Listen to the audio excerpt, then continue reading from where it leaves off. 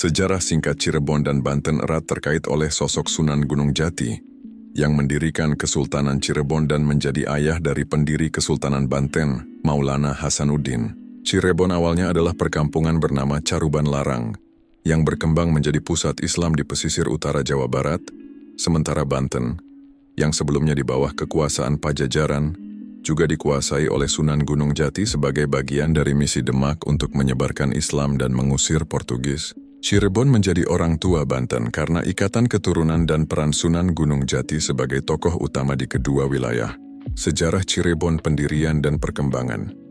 Sejarah Cirebon dimulai dari perkampungan kebon pesisir yang kemudian berkembang menjadi Caruban Larang. Wilayah ini menjadi ramai dan menjadi pusat perdagangan, terutama karena produksi terasi yang melatar belakangi nama Cirebon. Peran Sunan Gunung Jati, Ki Danusela dan H. Abdullah Iman, Pangeran Cakrabuwana, merupakan tokoh awal perkembangan Cirebon. Kemudian Syarif Hidayatullah, yang dikenal sebagai Sunan Gunung Jati, mendirikan Kesultanan Cirebon pada tahun 4179 M dan menjadi raja sekaligus penyebar agama Islam. Ia juga memiliki peran besar dalam penyebaran Islam ke wilayah lain, termasuk Banten. Sejarah Banten penguasaan wilayah. Sebelum abad ke-16, Banten merupakan bagian dari wilayah kekuasaan Kerajaan Pajajaran. Setelah Pajajaran merosot, Kerajaan Demak dan Sunan Gunung Jati melancarkan serangan untuk menguasai Banten dan menghalau Portugis. Pendirian Kesultanan. Setelah menguasai Banten, Sunan Gunung Jati menyerahkan pemerintahan kepada putranya, Maulana Hasanuddin, pada tahun 1552 M, yang kemudian mendirikan Kesultanan Banten.